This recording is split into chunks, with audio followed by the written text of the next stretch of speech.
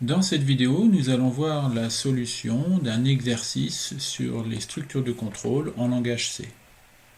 On va regarder l'énoncé, écrire un programme qui saisit une chaîne de caractères et qui l'affiche à l'envers. Donc, on va commencer par déclarer l'utilisation de la bibliothèque stdio.h pour pouvoir utiliser printf et scanf, et on va déclarer deux chaînes de caractères. Donc une chaîne de caractères en C est une suite de caractères terminés par un caractère nul, \0. Une chaîne de caractères est stockée dans une structure de données qui est de type tableau, tableau de caractères. Ici on définit chaîne comme étant un tableau de 100 caractères et inverse, donc, qui permettra de stocker l'inverse de la chaîne saisie. On définit deux entiers, fin et i, qui vont être utilisés dans le programme. Ensuite, on va saisir notre chaîne de caractères. Donc, un message à l'utilisateur, entrer une chaîne de caractères, et on saisit notre chaîne. Il est à noter ici que le scanf, on met un %s pour faire une saisie du type string, chaîne de caractères, et derrière on met juste le nom du tableau. On n'a pas à mettre le et commercial étant donné que ça n'est pas un type simple de type caractère entier, ce qui serait le cas si on avait à saisir un caractère ou un int, on devrait mettre un et commercial devant, mais là chaîne est du type tableau, donc on ne met pas le et commercial devant chaîne. Donc la chaîne étant maintenant saisie, puisqu'on veut la recopier à l'envers, il faut se déplacer jusqu'à la fin de la chaîne. C'est pour ça qu'on utilise cette boucle tant que le caractère à la position fin dans la chaîne est différent de \0, on incrémente notre entier fin. Une fois qu'on a fait ça, on va pouvoir recopier notre chaîne à l'envers. Étant donné qu'on connaît la taille de la chaîne, on sait exactement le nombre de tours de boucle que l'on a à faire, on utilise une boucle for. Donc for i égale 0 tant que i est inférieur à fin. Fin contient la taille de la chaîne. On recopie la chaîne à l'envers, donc inverse de i est égal à chaîne de fin moins i moins 1. Moins 1 pourquoi? Parce que on ne veut pas recopier le \0. Une fois que notre copie à l'envers est faite, il nous reste à terminer notre programme. On affiche la chaîne inversée et on termine le programme. Maintenant, on peut sauvegarder notre programme. On va l'appeler exo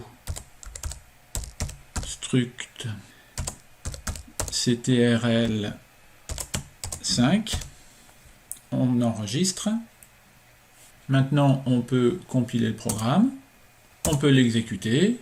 Veuillez saisir une chaîne de caractères. Bonjour. Comment ça va?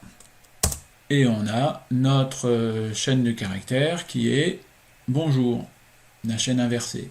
Alors pourquoi est-ce qu'on n'a pas tout saisi? En fait, quand on fait un scanf %s, on saisit une chaîne de caractères et la chaîne de caractères est considérée en C comme une suite de caractères qui est terminée par une fin de chaîne. La fin de chaîne peut être l'appui sur la touche entrée, mais c'est aussi un espace.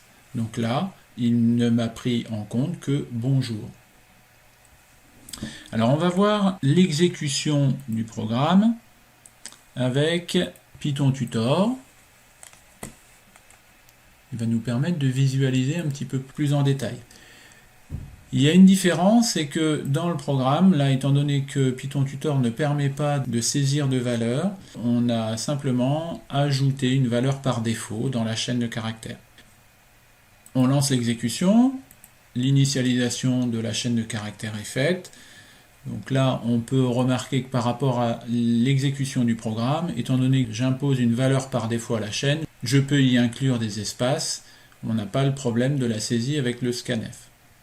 On initialise fin à 0, ensuite on fait notre saisie de chaîne de caractères, et on va pointer jusqu'à la fin de la chaîne. Donc tant que chaîne de fin actuellement vaut 0, chaîne de 0 vaut B, donc c'est différent de backslash 0, qu'est-ce que l'on fait? On fait fin plus plus. Donc fin passe à 1, chaîne de 1 est différent de backslash 0, donc on incrémente. On continue. Et ça, jusqu'à ce que on arrive à fin, à la valeur 14. Donc là, on arrive, fin prend la valeur 14, chaîne de fin vaut backslash 0, donc cette condition-là n'est plus vraie. On sort de la boucle et on rentre dans cette boucle-là. Cette boucle-là, on connaît précisément le nombre de tours de boucle puisqu'il démarre à 0 jusqu'à fin. Donc en fait, il va partir de 0 et répéter tant que i est inférieur à 14. On recopie. Inverse de i va prendre la valeur de chaîne de fin moins i moins 1. Alors pourquoi moins i moins 1? Chaîne de fin vaut 14, moins i, pour l'instant, i vaut 0. Et comme on ne veut pas recopier le backslash 0, donc on lui retire 1.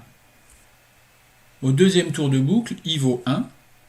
Donc inverse de 1 va prendre la valeur de chaîne de fin moins i moins 1, donc chaîne de 14 moins 1 moins 1, donc chaîne de 12. Et c'est bien le caractère A qui va être recopié. On continue, i va prendre les différentes valeurs, là on voit qu'on recopie notre chaîne à l'envers, i prend les différentes valeurs jusqu'à arriver à 14. L'exécution est terminée. Le programme a bien inversé notre chaîne de caractères. L'exercice est terminé.